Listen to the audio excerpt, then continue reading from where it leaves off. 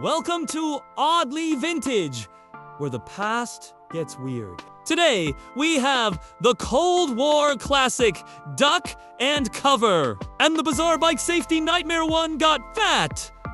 Let's dive in. Here's Bert the Turtle. His claim to fame, ducking and covering. That's it! He hides in his shell, and the film suggests we should do the same. Only problem? We don't have shells. Just math homework and a lot of false hope.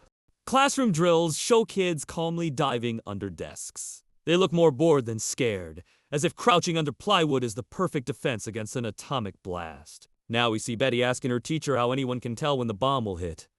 The teacher explains. 2 kinds of attack. One with warning, and one without. Translation, sometimes you'll get a heads up.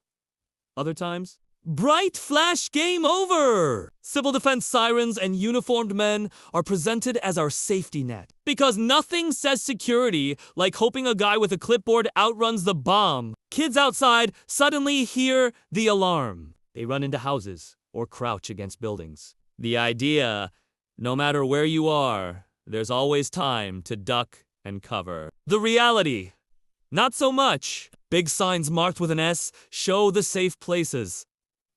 Nothing like trusting your life to a spray-painted stencil. Then comes the terrifying honesty. Sometimes there will be no warning. Just a blinding flash, and you're supposed to drop instantly wherever you are. It's crouch or else.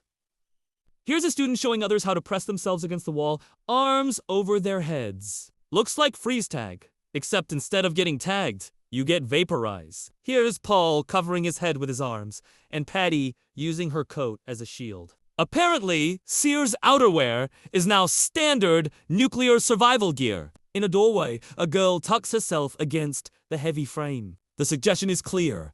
Doorways protect against everything. Bombs, drafts, maybe even bad grades. Now Tony, the Cub Scout, proudly riding along, always ready. He jumps off his bike into duck and cover, like he's earning a badge in atomic survival. If enthusiasm could stop fallout, Tony would save us all. Here we have an outdoor picnic. A family sees the flash, drops flat, and pulls a blanket over themselves.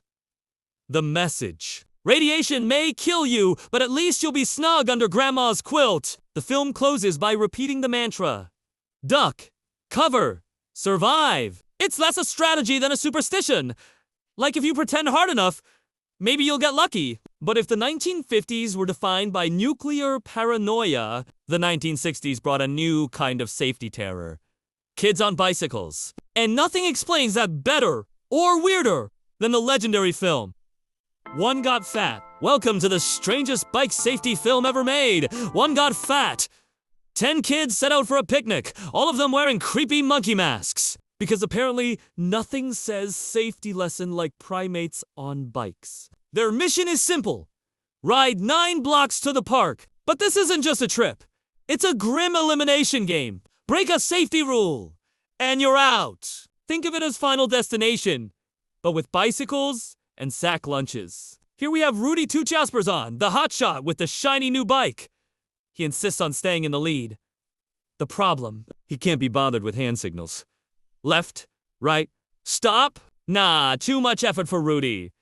One skipped signal later, and Rudy Toot is off the road permanently. Next, we have Tinker Bell. Sweet, cheerful, and totally scatterbrained. She's just riding along without a care in the world, but fails to notice the giant thing with STOP on it. Because, happiness is distracting. Especially in the 1960s when you can buy an entire cart of groceries for $1.50.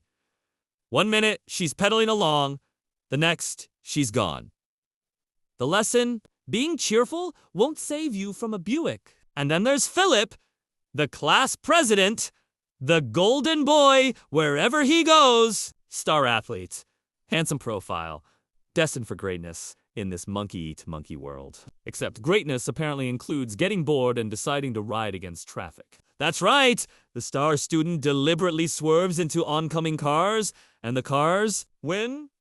Turns out charm and a Letterman jacket don't help much when you're facing a 2-ton sedan. Now, let's check in on Mosby Pomegranate. Yes!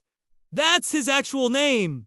And yes, he's already lost at life. Mosby didn't bother registering his bike, so when it was stolen, the police couldn't do a thing. Instead of pedaling, Mosby spends the whole trip running down the side of the street, muttering about how unfair life is and how bad 60s footwear was made. His fate isn't a crash, it's bitterness and blisters. Sometimes bureaucracy gets you before traffic does. Next is Trigby Phipps, an incredibly normal-sounding name, and Slim Jim, an incredibly poor choice for a name. Trigby is a small kid with a big heart, and Slim Jim sitting on his handlebars. Riding with a passenger up front means no balance, no signals, no vision, and apparently no future. Predictably, the buddy system collapses in seconds. Trigby goes down, Slim Jim goes flying, and their friendship ends in a heap of bent spokes and poor decisions. Here comes Nellie!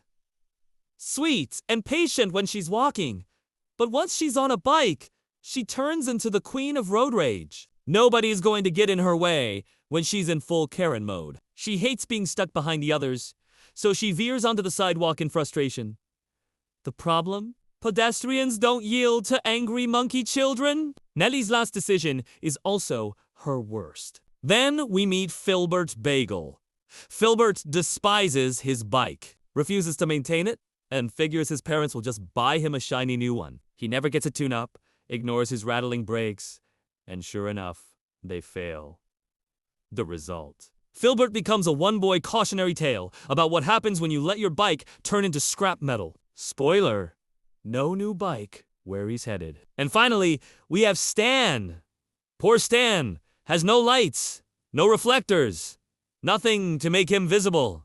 Not a bright move on his part. He's on a bike that makes him a ghost. He blends into the night until he's gone altogether. His exit isn't dramatic. It's quiet, almost like the film forgot him, which might be the bleakest fate of all, disappearing because you literally weren't bright enough in every way possible. So today we learned that a wooden desk can apparently stop a nuclear blast, and that the average suburban street is more dangerous than a war zone if you're wearing a monkey mask. What we really learned is how bizarre and unsettling the mid-20th century could be.